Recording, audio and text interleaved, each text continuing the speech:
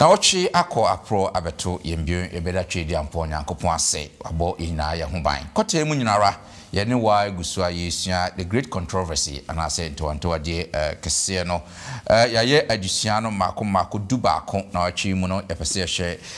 ne etoso du mienu no so hye adusua na atifi asam na ose asase so asisisem ahodo a etwato broni be ka say the F's closing events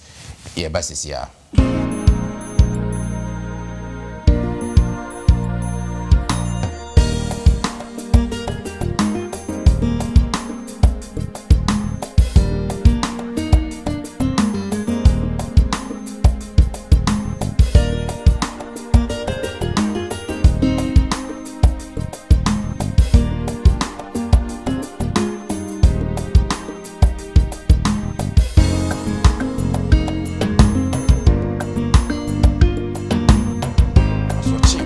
gidi odiabufuo pa na waye krado se ubehia sa asochi kwa huchiremu a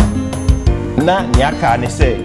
obepo ne nyankopon na wemu wonna fofo mpa o ka kire mso mfa moja ne bi nye wa opon no obofo ne twam wanku wo mo na no na be cheche yakọ no kure nyine amu de wuntimi nye bia no onkoko na be boa amwaye ba ye de ba onyankopon de no adire no so oye onyankopon sa abusiafo adofo no mo yebeda mo ase na afia mo kwa basronko kwan so se de biara danso mo ne yen eyesai adisia eyi na ochi akọ apro asan abeto yembion kote mu nyina ase na medi kan akan the great controversy engoma no ya drum pomponso bi a yakọ na wieye adisia toso dumienu ne de bro na chese aka adisia baako na kota no ye de aba na wieye aboafo edikan na aboa ma ya chire chichi nsia ne bebre mu asa ukoye YouTube channel London Ghana SDA Church obehu se nsia ne bebre ho mo awantia obetimi atie na afi wa subscribe to your channel no so odonsa mi adoma no so so chese sa siniwe se ne twawia wonso wonsa ebeka bi wonsa ka bi nso a no awoso na ade akwakoma afoforo maboafo no aye krado o mo ba beboa na aye de sadwumade yi anase adesua mu pensempensemo ade abramo ansa na no ma yenkotie anwum emfri church kwafo homra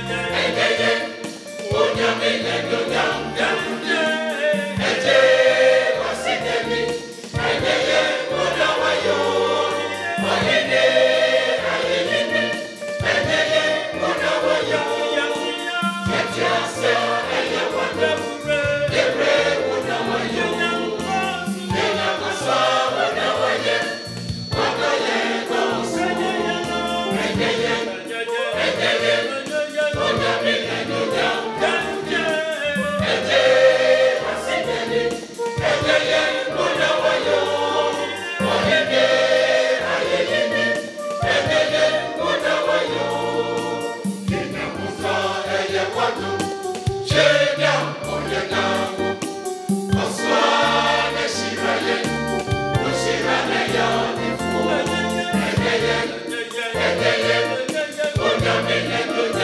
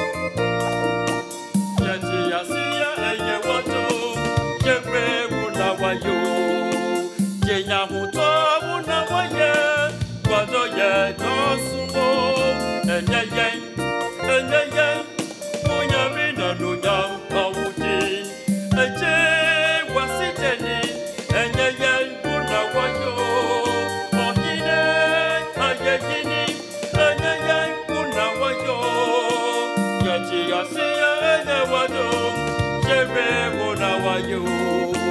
Jenya huta una waya, wano ye dosuo. Enye, unya mina nunya kaudin. Eje wasiteni, enye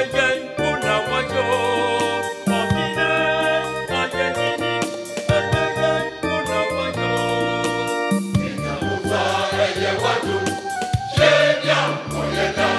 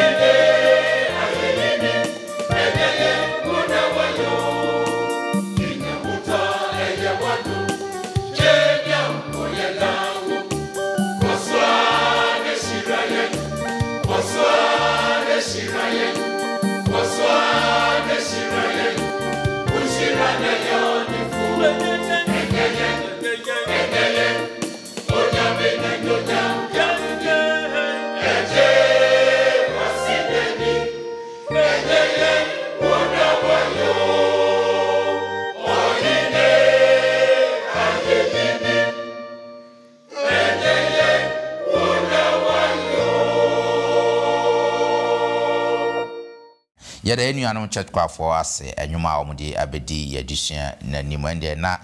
midimani ebehwe fidue mu hase na maboafo a omaye krado ebeboa na edi adisua mpensem ade abram no mayomo ede akyerem iwi a yabompaye na fe yedi eti anu adisua no ma memfa asila pesi enso mfama TV adwuma kuo mienu a omo so yasne ebo ekidom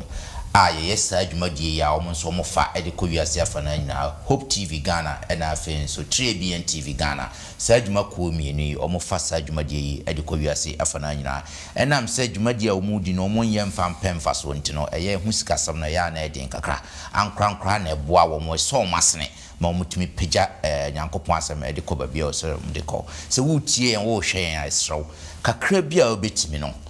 Fabua TBN TV Ghana anase Hope TV Ghana namsa yeso onyankopon ebeshira yede on number ebetu yemfoni na nifa na fre obi baje wo so na fe kakra bia no wonso watimi ade aboa omo ene yehowadom me wo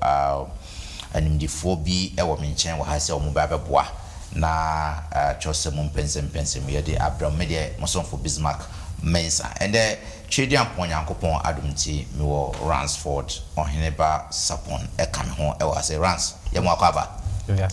great say ye tonsa efre wo waba me ko manimo a daze afriye nso na eti ona era afriye ye mo akwaba ye nia great me daze say and then so ye tonsa fro watimi aba na fe me ko manimo a John Mensa Thompson and so na ewo ehono no Benny Thompson yemo akwaba yeah great that's say and then so yetonsa fro watimi aba na fe yenu Penny Isaac Asare so na eti etwo no ho ano Penny Isaac yemo akwaba yeah great that's say we busy schedules ni nyina no wanya adaje amayense yene atiefo embechesa addition ne katwani na mema runs emo empire me empire so nyame therefore ye ne nase na yede ma odin yana wase adisua kunya ode ma o ma se de besiesie ya ma o ma ye tosomienu wade nim se kotai mu ma adisua e beboaboa ye ne mu boni ahodo no yetimi ayi afiri ho ne asiesie ho ama o ma ye no wade na adisua besua hye wonsa obesi hu ne ma e bidi anim wasase so be mienu se enche na o ma ye no aben wade o ma e be pense wa adisua mi ma ye ntiase ma nsema ye kan enka okra bi no nso siesie no ho ma ye tosomienu na oba obati say yes so yenkwa pa no kwafo mo waheni no obefa kudi na ensada we yesu demunti amen good last week no na addition ye kama papa esia addition no ohawa ewe animu a eba in fact na addition bi amaboafo no eboa pa ye ema ye hu se the impending conflict say ohawa na ewe animu a eba no kwasan so mo kyerɛkyerɛ ye ma ye hu aboa no aginaye no na afin so finally no conflict no ebegina osom so enjina bibia say loyalty, allegiance, ana say wosom ho ana abesom no ne obosoro ne asase na abesom no ana say bibi foforo e na abesom no hwe wabrabu mo som ben na wo mu sambre sa osom no wogitum say onyankopon ne bosoro ne asase ana sa addition na ye de bro last week this week no say ye twaso or say closing event and ka bosam no ye first Proverbs chapter 23 verse 23. Proverbs chapter 23 verse 23. Me ntia awade ase mebu se meti aduonu miensa chichemu aduonu miensa o se to no kra no na enton to nyansa ne atenetene ne hunumu enso amen amen. Great medase se working can sa ma ye koye nimu no ye besan ba be kan sa kinkan sem na afi adusua ye wo maye no yetimi asua afri emu adusua ni animu nsem no ye beautiful illustration be say fan say wo baba sabe yama kwan or drive a free school mu or bafie enti wani da kwan say wo baba bafie enti wani age because be say 3 months ni no akwa di school mu semester 9 enti no bafie wo twen no ne obete ya ne say ensu amura ensu eto ahumu tu enue tutu egu kwan mu ama asase anase kwan a obefa so abafie no eso ye deja na fe wuyam hihyew say abofra ye obetimi aba bedru fie abra bibia entron na wafa ofun wo trust obe test no obe frɛ no wo mana kwankyere kwan a onfa so na on defe no ho bɔkɔ no negotiate no ho through the trees na etutu na ahum na etu no sɛnea wo tenetene no kwan a obefa so akora no betimi aba beduru efie asomdwe mu obeduru fie asomdwe mu a waka hallelujah wo se saa na ene nyankopɔn relationship na akwakoye ehuma duriye asrochi aturiye Yesu Kristo ebo no hommɔden a sɛ ɔbɛboa yɛn na sɛnea yɛmpɛmpɛn so how na koduru bia no ɔden ya ba beduru fie asomdwe mu enti o si Yesu Kristo na brabo ni wo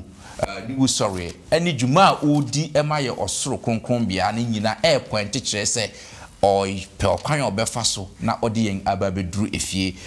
asomdwe mu enti saa na ɔtwe mu nyinara kɔta mu nyinara osi adifo nsɛm a ɔmo ye Daniel prophecy ɔba adisɛm a ɛba Jones mo yi kyerɛ ni nyina yɛ onyankopɔn hyehyɛ a wayɛ a ɛboa yɛn sɛ obe negotiate yɛn through storms no na fe yɛtimi aba bɛ duru efie asomdwe mu nti LNG what cast mi so osi ehum otu asɔkye bɔ gidigidi odi abufuo pa na wayɛ krado sɛ obehia saa asɔkye yana enti de onyankopɔn ayɛ nyina na madifo so nyina no kyerɛ yɛ kwan yɛbɛfa so ebetimi aba beduru fie asomdwe mu nti botaya saa na ɔtwe adusua ne nyina de asɛ awieye no ɛbɛn yɛya akofie ɔkwan bɛn so ɛna ebetimi ne Yesu Kristo anyam kitawudie na watimi akyerɛ yɛ kwan yɛbɛfa so na awieye mbre yɛ otamfo bonsam de atro ne niema ɛsɛ nipa yi yɛde yɛn kwan kɔtɔ saa fidie no mu ne atimi akɔkɔduru fie asomdwe mu ɛno na yɛ saa week yi mu yɛbɛgyina onyankopɔn asam so na wababa saa niema yi mu ɛde akyerɛ timi mi yɛ sɛ maboafo no ayɛ krado ɔmɛboa ma yɛtimi ati saa addition yɛ ase yie pa first of all no yɛnhwɛ loyalty to God and his word ana sɛ no kre a yedi ama onyankopon ene nasem no se ne esitie yedi kan aka Proverbs chapter 23 verse 23 buy the truth and do not sell it also wisdom and instruction and understanding yemfa John chapter 8 verse 32 enka ho se why krado a minim se openi wabie okita twi na wabie John chapter 8 verse 32 yo Yohane etiri ngotwe nkichemu aduasa mienu yes o say na mo behu nokore no na nokore no ayemo adehye great amen in fact you want ahuri na kokan 17:17 John 17:17 John 17:17 Yohane etiri donson nkichemu edonson yes na o say na ɔsɛ yɛ wɔn kronkron ɛwɔ nokore mu yes wasɛm yɛ nokore amen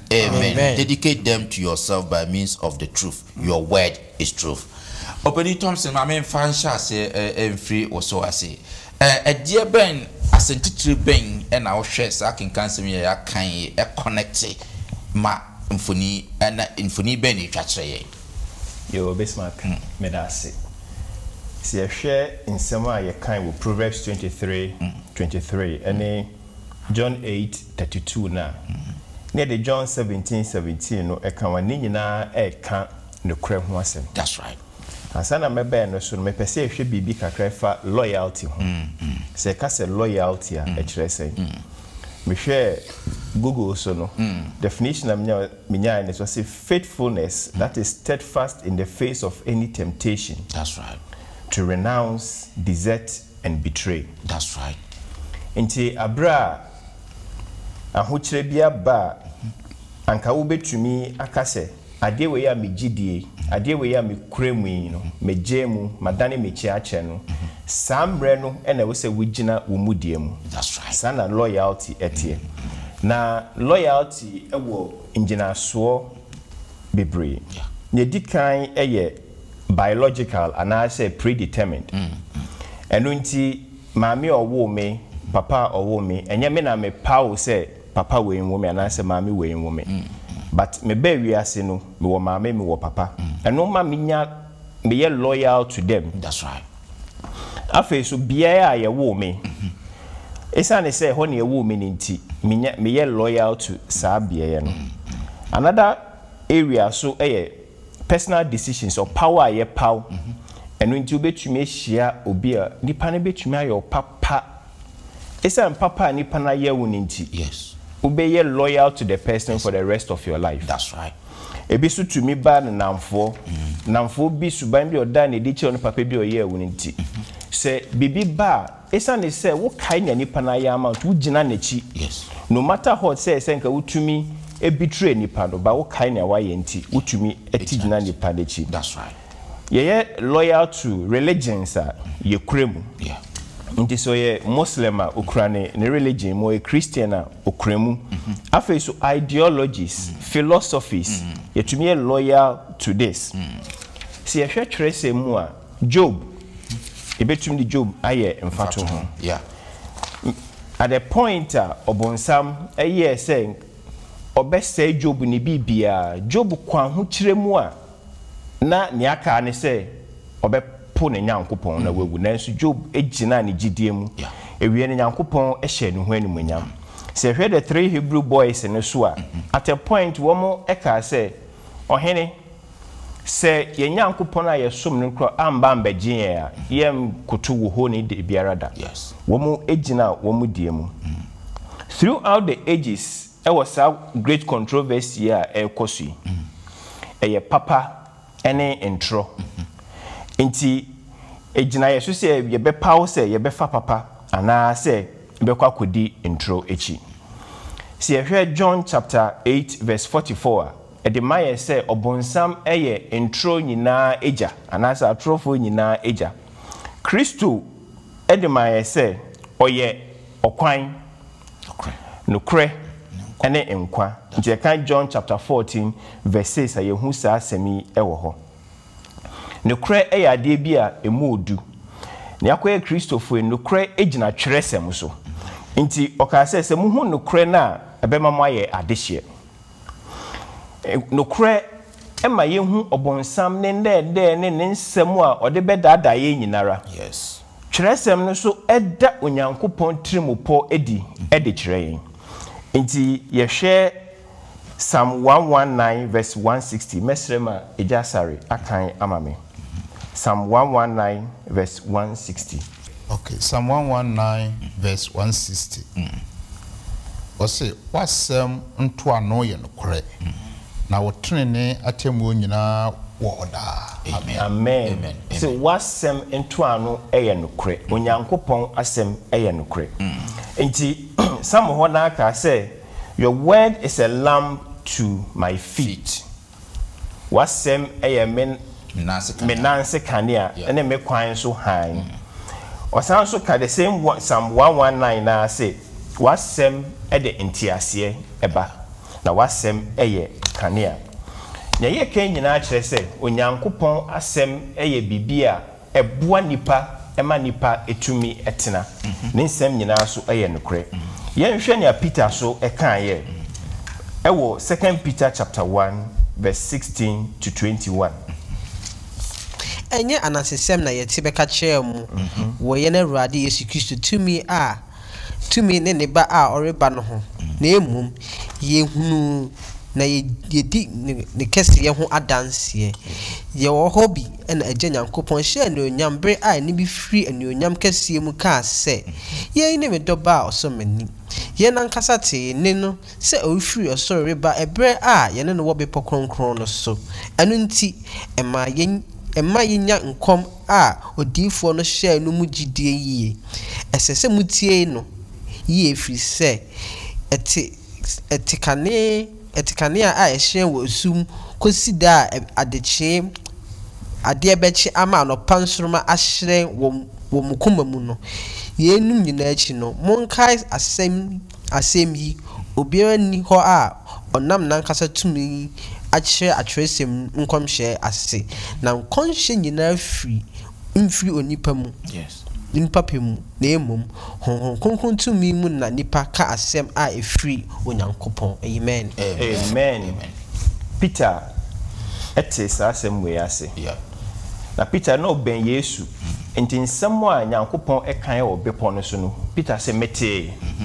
enti se me di Kristo ho adanse a na enye se obi na aka akire me na enye se ndada bi na me dada mo na me a mete wo masum na sa asem na me ka akire mo enu nti se yete nkomhye ejina tresem so no mundi sa nkomhye nechi esan se eye kanea ema mo se Nyankopɔn na ada ne tirimupo edi afa ne difo so edi ama ne mba se ye hwe ye wiase ye womi ene edi akire ya ose ye nche antichrist no beda ne ho adi no de atro nkyerɛkyerɛ ena obetu egu wiase mu nyina asembisa ne se emrani du a obeden ejina esan se akoye se atro no eno nokre ese ndi se obetumi ehu se wei eya atro wei eya nokra chi se wahye ho dudu ewo Onyankopɔn asem brofo ne se you fortified yourself in the word of God. That's right. So when to me anhye wo ho menka dudu ewo Onyankopɔn asem mu a obeden na wetumi ehu se wei eya atro wei eye nokre isalete na enche so there's going to be a timer elsie nyina no ye test na sa test ni begina se mintie Onyankopɔn asem ana se mintie onipa asem minim se enne opaw bebraye paw no ida se ye paw ama Nyankopɔn ana se ye paw ama obunsam ntawantawa de ekosu yi kire nse ewo se ye paw de biara da ema Nyankopɔn esan se di Nyankopɔn asem echi a ene ebenya nkwaje ama yenkra afi so yemfa ye nan entintim Onyankopɔn asem mu se wo nan etintim Nyankopɔn asem mu a nkyerɛkyerɛ bɔne ebebe nyinaa no wo gidie wo fapem ewo Nyankopɔn asem mu se nyesa anka human opinions ene ebedi ekire eno so de ebekɔ oseyie mu ana se nka false teachers ebekyerɛkyerɛ atro nkyerɛkyerɛ a yebedi ekire eno so de ebekɔ oseyie mu se ne Onyankopɔn ebo yen na wahwɛ yen provide bibia ama yen no ewo se yen so ye loyal to Onyankopɔn ye loyal to him na ye tie na asem no na ye di so ena ekire sampa we are loyal to God and his word. Amen. Me da se pa se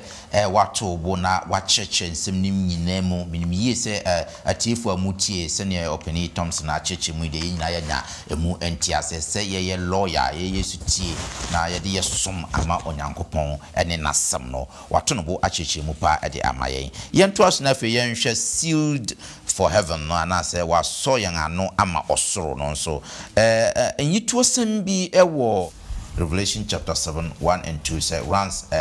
why a crowd rush Revelation chapter 7, 1 and 2. Now if you share Revelation chapter 14, 1. Now if you are total 13, 16 and 17. Now yashe sene watch and funia uchacha yenwaha.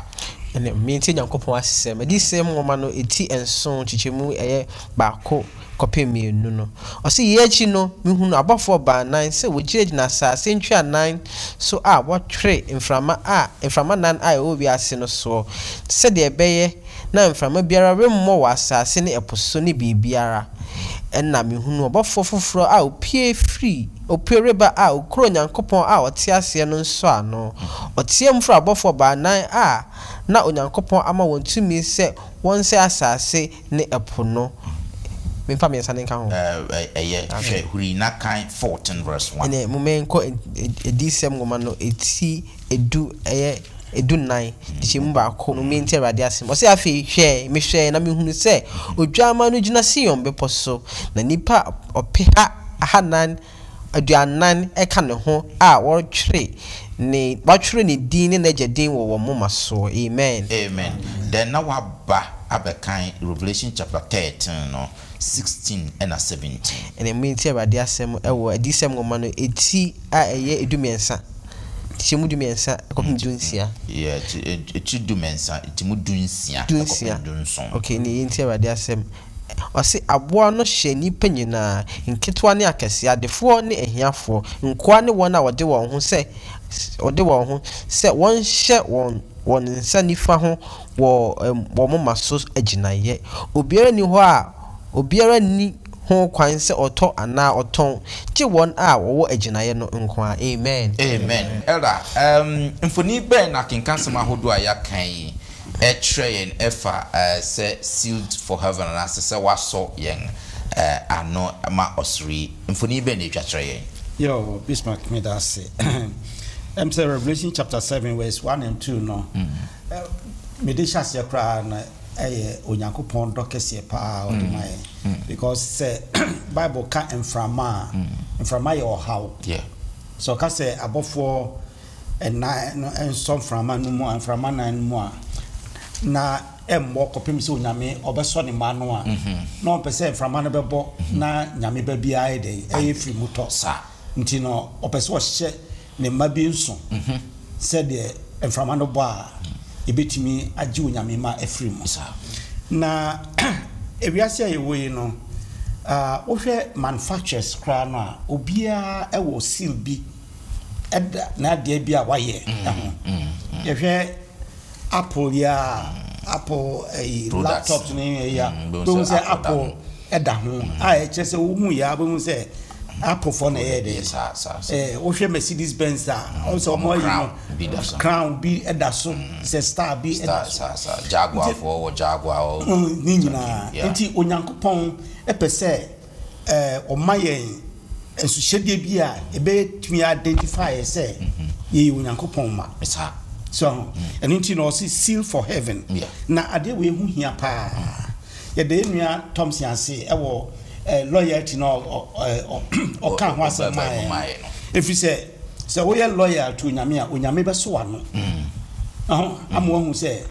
loyalty na we ma onyame no onyame eni eje ho no wa fa o say we ne ba sa enti akinka sama ye kinka ye no twi adwan sisu say baby e nam bia no onyame enso ano de eso yeso ewo yenso na de kan Revelation chapter 12 verse 12 14 verse 12 no ka say ahase na hotefo bo aso ewo wo mo kura onyankopon omu di onyankopon ahyede so na omu kura onyankopon Yesu Kristo emu ejidie eno beye one of the identify marker ebo onyame hu ba na asenkrofobia hu se omudu onyankopon ahyede so no mu san kra Yesu Kristo mu gidie no eyo onyankopon ede emma na yesa to aso a Ephesians chapter 4 verse 30 onyame sa kasem bi wo ho o se ode hu kronkron no na ayede aso ne man adenti na woka ne sa ode hu kronkron na aso ne man no efi se onyame ede hu kronkron no eso wano chese hon kronkron no ene beboa wo mo bebo mo ho ban ama de nokre bia se o mu gina mu bia no hon kronkron no be kaka o mo omo aye na meka ayi bi na yeso amazing say o say wo de hon kronkron no ama ye ebra wo ba gi Yesu Kristo edi say o kra aginkwa no wo de hon kronkron no eso wano na ebo ho ban se dede bia da wo beto aso agi Yesu Kristo edi na yesa eto aso a okan Exodus chapter 20 no verse 8 to no so de onyankopon emransem no eba bishim ti said ye kan no Revelation chapter 14 verse 12 no e kan say womu a womu di onyankopon ahye so 10 commandments na eyi onyankopon suban and into seal na onyankopon e di seal ni ma no the embodiment and I said the one no just say nipa no a me di me seal na asola no no odi ma hyem so odi me mra asem so na addition e koso kire nse ye wo enima atrapoe be miensa bi a wo ka ho asem e wo addition mu a wo kire se so obi e seal bi me fan say wakoye marriage now marriage certificate no ne the seal bi atwa no e the seal no etwa no a one nipa no a or this seal no on idin ebeba so nti said din na eba no e ye hwan din e onyankopon ni din so na onyankopon ni din na odi atoso no adenti na ese onyankopon e na oso ya no odi edin to eso or ye ne sa because oni na boy yen yes so onyankopon na boy yen and into o silly say yes runs a media adenti because me na me boy no into was atwa so a de toso me nsa no say okay onyankopon seal na ekosi henfa yanko ana na se hwan o se ni territory no the whole earth. That's right. So into onyankopon seal no enye baby kitua one ne ball stro ni asase enimu ni emenyina into ni seal no e cover bibia na obi biara odi onyankopon ahyede so no onyankopon e de ni seal no the amount na o se henfa na o de ni seal no bebo o se ye kan you know o say onyame seal no ebebo ye moma so your forehead I didn't know kan sa enya se ye namwa na bibi tire moma so say de okofa ayi okofa laptop a hu say Apple for the retire ho no onyame de na ntisa ewo yadwene mu so o say ye conscious you know and a dire dream mu me hu say eno na wo de age onyame asem adi na okan you know so 13 no ya kan 13 16 no aboa no so agina ye no ono so bema agina ye bi ai bedru bribi no untimi nton so wonni aboa no agina ya eno so hefa no de beto o se adase ye nsa so anase ye moma so eno enso kire se wo de conscious say wagya tum say obonsam na abaye dey obedi nachi so nti ode eno so nti ni nyina na o twe adwensi so say onyankopon de na ode amaye no e kire nse obi biara onyankopon de ne so hyede na ebesi so no na just say you belong to God na also what me atransi no me faka krabi kan de elder ken na me sure say na BBC madwi mu say o kai abra Israel for omo Misraim asase so no akopon bofo no ebekum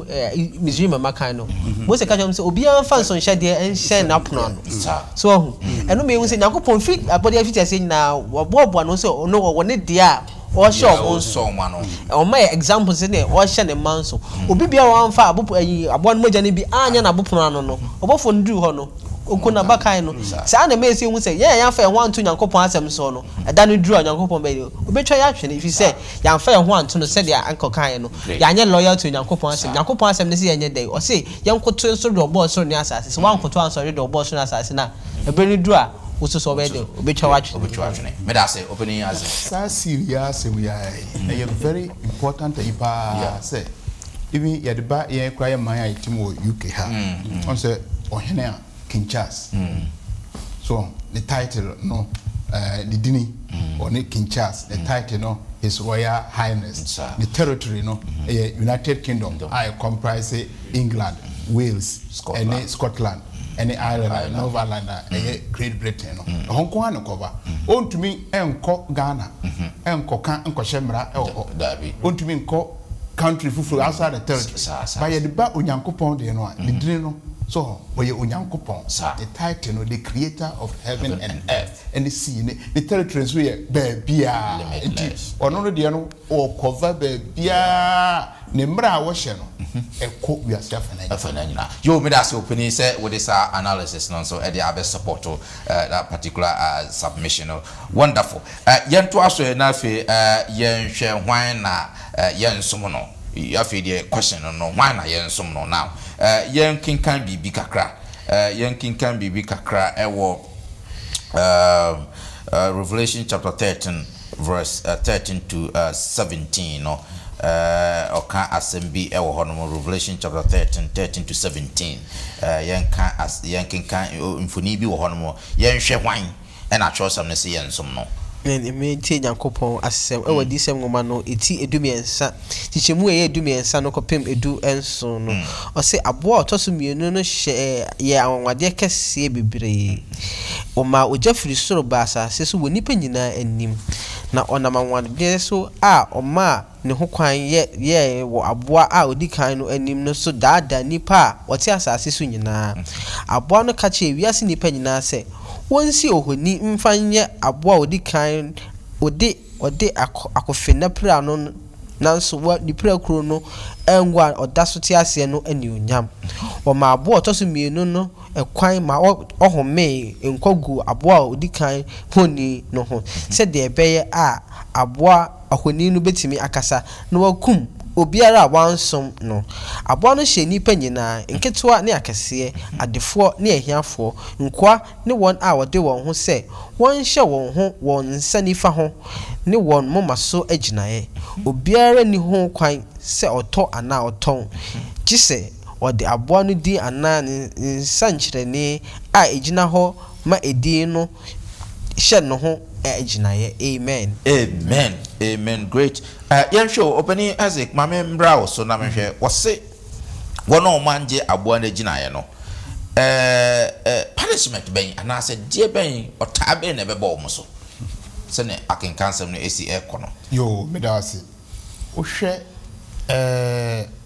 question na ayo bu se ye ne adesuan se de enua Thompson de ma yen osomo no so wanso sa controversy nyina ba be na osomo so sa osomo no nso no nipa mebre esom niema mebre bo ha wosom abode na ne ka bi no wosom no na japade bi so na ni nyina no so emfa ye nkosi hwe de adesua no de amaya ye afano minu aida se obesom onyankopon a obo ade ana se obesom obonsam ana se aboa no ene na gina ye sa na se de enua Thompson ka ye no obonsam no de atro onko a ene na ada ene kontompo na wiye no eko owuo mu onyankopon de no nso de ayeye no kore no so eko enkom na wo hwese de obofo na odikan no bae na wo se monsu onyankopon na monhyina no nyam na monsom nea obo osoro ene asase no so enti adesua no se de wo kan se punishment no ebedru stage kura se wan som onyankopon obonsam no or the force obetumi ahyew akun so wontumi nton said the addition no de ban no enam so obonsam anya nyankopon wantumi antu nyankopon so santo de aba ye ne a ye di na chi no so na ne som no so na addition no kan bibi say or say if Satan can eradicate the Sabbath worship he will declare that his authority is greater than God's authority. Yes. To accomplish this, Satan will attempt to convince or coerce the entire world to accept a counterfeit Sabbath. That's right. It is a one tie or no de na obe force so. Obe force so no so no. Untumi nto, untumi enton in the end no okum ena obebekum. Udi na chira ne nada ne ntro no chira. Owuo ena ede obekom. Na ya Christopher emfa ho ene ahohiahia ena obonsa ena ada a odi be eba yenso. Ye hwe adisem etirem yenu chichemu dua. Efe twato wasi di nokure kodi ekosi ayeye na wobenya enkwa abotre. Enu nti se de etie bia no se ye de ho to onyankopon so ne ye gina ma no na onso science or the seal no a tie chira and that's what the toy mama so be bearing who are obosam betumi aye a free umpo owu okra wo de ba ye bedi so economy yo me da say opening Isaac say wababa musa ade amaye me da say pa say wacheche musa busiafo yegusuara ye hwe adesua etoso edumienu na mamboafo no eboama ye cheche mu no yento aso na fe yenhwe ne ewo ho no ye hwe the early and the latter rain asusu ne bremponsuo no yenhwe se ne chosem so edanadi enfunia chosem edanadi edeche jeni kan hwe jo nwoma no chi mienu yimu aduonu baako ekopem aduonu enan no say Ransford wire cradwa momenti unyakopon asem difo jo nwoma ne ti mienu chichim aduonu baako kopem aduonu nan osemu nsuro me nkrofo moma mani nye na monsepem ho no krom awade aye niam akese munsuro munwura mumwa efise esre so adidi biara ye from nuan so reso won aba brodoma ni bobe nso reso won aba momomwani nye mozayon ma muni arusie wawade munyankopom mu efise wato nsuo amamo no kredie nti wato nsuo bebre amamo woni bremu tise kane no aduane beye bubro bia wo ho ama nsafoforo ne enwu abebu won achi amenemu amen amen. Great, say Rans na wakan ye mema wa my chichi mu kakra in terms of promise and as a prophecy and as a komshe na abibemu no eni nsunsanso a enya wo mo a asafo na edikan enum no mfoni be na sa enyi se mi etwatwere no kwasem pa se wudi adisua na chi free be share se free ye di no kra mo nyankopon asem ne ye so ya no ama osoro na fe de twam kwa ye kan se de ye som no no a ma ye hu se nyankopon obam hihye bi da ho ma ye di kan no ohwehwe se ye ntie na asem na ye nya hotoso woni mu se nya hotoso woni mu a obeso ya no na ye so ya no a na se som no no krem se ya be ye ne de no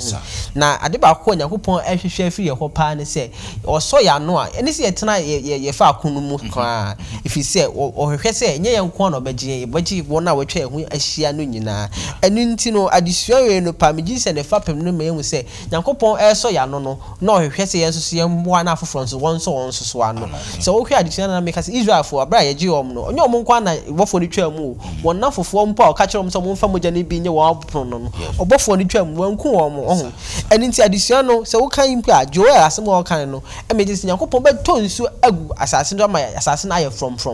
oh neniti say me see addition de beba me tim say me nko afom that but so did this empanyfo be say nko afom a e hobo ban say so asana be dua no bae no say so beto na asase na ye from watimi adua no bae no sa na udua no bae no kwa ni mo o say so be san to na agusu na agunhya na watimi aye da kutwa sa pepepe ntimi yiri say nyankopon asem no so wo hwe de di kan na o ka kire na suafo say mo obi anko mu nyina mo ntwe awo abanso wo Jerusalem ko pem say konkon be bansa na ma ye den mako konkon ba no adisha me tia say ebredi kan konkon ba won so no kan onyankopon asem pa mu kan no dodo wagye onyankopon asem die na oye wagye so obeye no kwafo ama onyankopon asem no onyankopon so wa no na on dodo ye say empemiensa ekwa achi won so obegye di na fe kodu mpim no ene je say de biara da nipa pre hwehwe onyankopon asem a ebe sakra omo na mo ma begye onyankopon asem na nti ye so onyankopon we say na asem no yate yagye atum na ye ho pese ogye ene nkwa de ensi ye di no krema no si ye di no krema no na asem ne say yemfa na asem no nko wiase afa na nyina it wagye asem no you so you truthful to that message no you have to be lawyer and say nyankopon asem say for asem no ko baabi o de konkon ade a na obeso wa no so what asem no anya no kwafo ama nyankopon asem na ontimi enso wa no eni nti say obese nyankopon so wa no say ya kan na osum ne ye dia ene fa na asem no ekọ na o de kwa first way na be ba no say wo benya tumi a obetimi de asem na akọ because why you willing why you say I'll be loyal to God so why you ready so be loyal to God de nyankopon so edi kan no be ma konkon na be show ma so who be show man the second one say so wo ka asem no wo ka asem na e na honkonkon na ti mu nti asem na wo ka no honkonkon tumi no be ya adwuma awa asem na wo ka nye wo ho oden de mom honkonkon tumi no be sakra okra na oti asem no na honkonkon na ko ka sa aba na wo de ama no na no aso aba na nyakopon we se me be oje ma asem o ye no kwafo ma no adwuma me de show nse na waye na waso so anu bi onye enwuma na ayeye ne na mi nyakopon aso ya no mom de mo eyeye pa ya pa o se nyakopon asem no ye de ho beto so no nti Nyankopon ebeso no ntimi say latter rain ni early rain ni chese konkron no ebe di kan eto esuafo ne hu yi eto ma mu de ye adwuma yeso yesra o de be mai na ato agu yeso na wiye no Nyankopon ato ni nhyita agu nsem a onam yeso ebe ka kira afofo mbetie no na no so aso aba amu Nyankopon ahenie no adore enti dawontawa de ni be kwa wiye no dodo a wagi Onyankopon asem na konkron to nhyira boso ogu so no ebe so bebre betwa ba adu am nipa nya adwane bi adi abeku Nyankopon ayesom no waso nyina ano am yakona hini amen amen me da say rans okay yeah just a who here pa sa a Latin a rain because what kinds of career chapter Zechariah chapter 4 verse 6 yeah or see any to me apart from say when you cry elsewhere no I just want to me boy the timi I a lawyer a timi I de choose say when you make one the best and it Zachariah said any to me any hodi na the all capes or catchy nyina ni say the Jesus Christ share your boss or call no best man on kronkron na manaba or becheche akọ no kra nyina mu no o tintimi ase on kronkron ba yeso a no say the na me di kan no so o so de on kronkron na beso ya no nti wo de on kronkron no e maye na no na becheche yakọ no kra nyina mu de wuntimi nya bia no on kronkron na beboa amawaye enye wa hoden so do ho to ahoden so dia you will fail but wo jaw pemu mo on kronkron na on kronkron no beboa ama de o se wo ye kronkron ye se wo tenamu djuma ye se wo ye bia no on kronkron no ebeboa ama oso otimi aye great asho nyamia ni nyam me na mo ase se de mo cheche yenhwe adusua no ne edi awie na fe yenfa nsoro yen adusua no so o say the loud cry and as in tiamu denden no yenhwe Revelation chapter 18 verse 1 to 4 Revelation chapter 18 verse 1 to 4 na fe yahwe Habakkuk 2:14 yenhwe esene akenkansem we no echre yen efa onyankopon dwumade a obedi ewo asasi su hase Revelation chapter 18 verse 1 to 4 osi ye chimi hu obofo foforo se ofiri osoro reba fem na obotumi kese na nyonyam hire asasi su nyina otiam denden se wahwe ase Babylon kese no wahwe ase adane ahohommone tena bia ne honhom fi nyina atena ye nyoma enye efi a wochi wo nyina mutimu ode ne nsa aye adwamammo na nano aye den aden amanipa nyina anomiye ode nsa doma manipa nyina anomiye asase so ahene ne no abo adwaman na asase so adwadifo na ahonyamro so enya won ho afei metie ne fufu efiri so ka se monfrim me nkrofo na monfa mo ho mfra bone a oreye no mu na mone no anya achene achere na sotwe eno amen she Habakkuk so therefore Habakkuk so 2:14 chimi no yimudu n9 no yenhwe Habakkuk so ne o ka kire yen wo hono Wasi na erade anuonyam hu nimdie be hye asase gina so ma se de nsuo hye epoma no amen yemfa so hase no se Matthew 24:14 wo hono no so eno so ewo mfuni a etwatwe yenhwe mfuni be na kenkanse mienu ya yakan etwatwe in terms of osi otiamu denden na ejina ho maden medase Bismarck share the earth closing event. That's right. There's going to be a loud cry. Yes. That's a loud cry, no. And who fabina Revelation eyi ho ekire yen no. Nti se Revelation chapter 18 1 to 4 na ye kan ye na eye kokobo ensemu a obofo no edema wiase nyina se yen free Babylon mumfi. Esane se oseye bi eda ho ema no. Yeah. Yes, asem we are so na you hear Revelation chapter 14 6 to 12 na say obofo no na ode ahoden so na kasa obokoko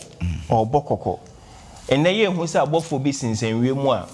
wo mo kasa ye ti hei ahwefo a hwe yen na wo se de onyankopon asem no ye de kɔ eno nti obofo no okura tumi a ode kasa Kristo so ahye yebo se yen so saa tumi no ode be ma yen eno nti se ye hwe see the Greek word or the masa tumi and that's authority na ye friend no exousia. That's right. Ekire nkunimdi a Kristo edi e wo principalities and powers so. Eno nti abra Kristo suma ne suafo no e wo Matthew chapter 10 verse 1 or the saa tumi no e ma wo mo se mo kwa mu be hia pateku e wo kwan so na mo mama mo tumi se mo ndi wo mo so nkunim. Ye Matthew 28 Kristo the last commission, you know. Yes. Or say ye the osoro any asase to me nyina amame. Enti monko na monko ya mama nyina mesuafo. Go ye therefore and make disciples of all nations. That's right. Kristo de sa to me no ama yen so say ye kwa to me no be kan ye ho ma ye de akọ. Abraham konkron no any sa to me no e kan edikanfo no ho no. Within some short time wo to me de onyankopon asem no echo the world which is known to them then omutumi edekoye sara nso na yen so ye aveli ye ho a yes onyankopon de sa tumi na ebemaye na dwumedi e wo se ye di no ye tumi edidi de rubono ekoso ukan Matthew 24:14 a o se e wo se mensem no ko wiase afa na nyina to be a testimony sampa indeed masem no woteye na obi embeblemi nyankopon se wanka mante wasem no enti na mentumi endi wechi no abran sem ni nyina beko se then the end will come masudie ye wonso wasudie enti ye hwe a Ghana Hope TV ye program bi say April or May almost home yes ye program a wo mudi ye bo ni pesu se ye hwe Papua New Guinea and Fiji also Ted Wilson GC president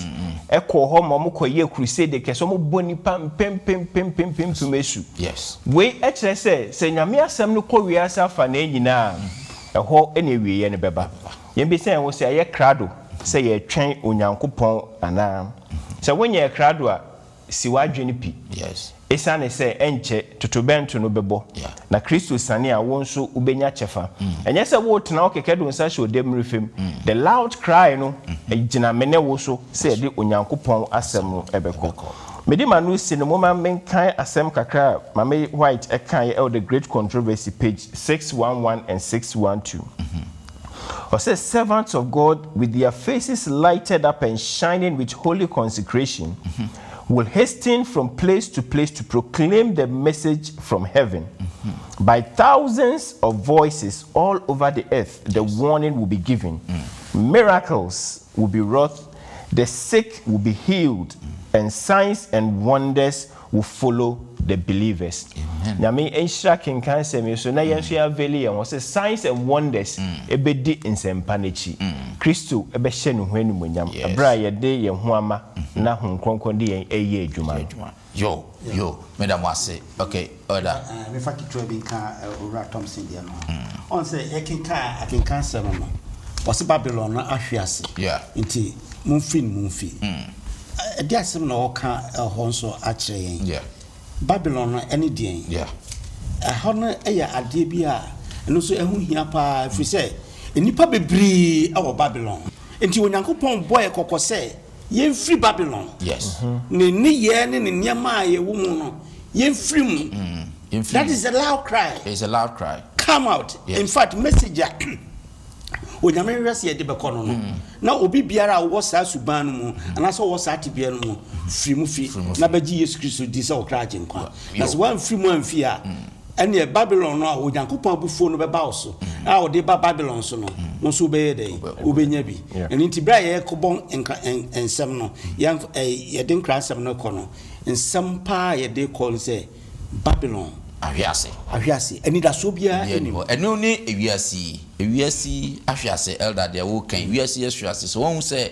ne Babylon so see em free move won say ewiasi kriti ne ma bebre days bebre yakopon my day ba akopɛ say eno na yem fan kai no na yen every celebration bia no en wo sa day no and there Mother's Day, Father's Day, Uncle's Day, month be on day your debate days and na nipa ni those days no Sene Onyame asem One so be answer no birthday wishes one na ekon. But one so be answer no happy Sabbath one na akoda. One say ne ya gisa wiase na tum. And there Mother's Day ni Father's Day timi ye ntokwa. Ewo awofo ne yintem. Awarifo ntem. Sa days wetimi ye ntokwa wo mu ntem. Dindindin yon. Etimi de oseye kronko di bread busia. Onyankopon so ma ye da ba akopɛ ena wiase create days e de abefa sada no na ya gye atum na ne de ye hu ni sɛ ye pese ye de ba asɔre fie ye pese ye de dos niema ye de be ha asɔre yesom ye de be ye pese ye de be som na fi ye de nyankopon di be kata so na e be ye te sɛ nyankopon so mfa bibia sa e ma wo mo me very careful so we Babylon ahwe na bonsa no very subtle on fa die bia hu mi kase wo be kase na we die den na we die ne den se sa asem no na etaka we die wo ya na ye den eno na wo de wiawia wo de be wo se ye mfiri mu mfi wo bibi bia wiase die aba biara no wo se yi hu firi mu because wiase die bia ode aba bia Yakopon de ne de wo ho. Why don't you go by Yakopon de na so odi wiase die ne achi. You're very careful because our subject we no can no one can hear enya hwe ntino one hwe here you wouldn't see the magnitude and as an impactor spiritually no ewo yen so enti abusia for yesu adisua yi na ye famu ababa obewie no kra no on say Paul so sisudua pa Romans chapter 12 verse 1 and 2 what can it pain say don't conform to this world. Yes. Nemo ya fe kra ni bedwensi was afore. In fact, that message we crucial. Yes. Na bis adeba kokra menti asese enne ema e wo wiase. Adenti na ese okofa bibi kra san wani ton ese o bibi koto aso. Obowre ese okotwe sika miesi tua. Chi se ekwan obonsam di ni pe fa so wiase no. Babylon ahwiase. Ahwiase. That message ya yeti crucial. Mumien free ni mufi. Na emro Onyankopon ho. Na enkwanje obenya sa na mse ope or one last na pese odi tu abusia fofo na fe ye sori yen adusua no so yo na wohwe senia ewiase no chese se de esi kono ayese no kure ene atro no a na yeko na akwaya fania menu answer there's no middle ground fifi bia ni ho the other say wo Onyankopon afa ana say wo obonsam afa wo obonsam afa wouldn't throw, wouldn't throw, and not that nachi, a cockaway, Oba Yankopon side and so with no creno, na courier down qua, and nunti, said Obon Samo, quite be a counterfeit no, a dross. See a cassa ye di counterfeit, yes, ye no crackers, your truth. That be, ye mum see yano cre, in your time, yes, your truth, no, near who no crenodia, counterfeit a baby. Madam was say, my idea, Paul Yankopon, shall be for Monso Onyankopon, shall some of my video to London, Ghana, and that country for Sabbath 2, and I feature some more and pencil more. That's in there, ye dear ye crowd cotemono, ye the be Bremo, Catawania, na Ransford in Shira, addition so my. We won't pay. Yame, yada was sick. Was for this year, dear my, and I was sick. So what to my mind is even free Babylons, name Ranajig. About the other was so busy who no craning, no person with G. About do mustn't it by ye were peso by G. About the abroad to have been ponsui, maybe so and so. My yesu enya hye nam mayemfo asem no enkwose de wa hye no ne enhyemu dende enye akra wo nsam person ko hwiom ko seyem no enye omumro ahenem ni na mi da ensada bade mo asem yi entena yemu enwe yan kasa yen kra enwe yan namo enwe yan adwe ni tina po ayegina ni nyina ma o Yesu Kristo de mu nti amen amen amen.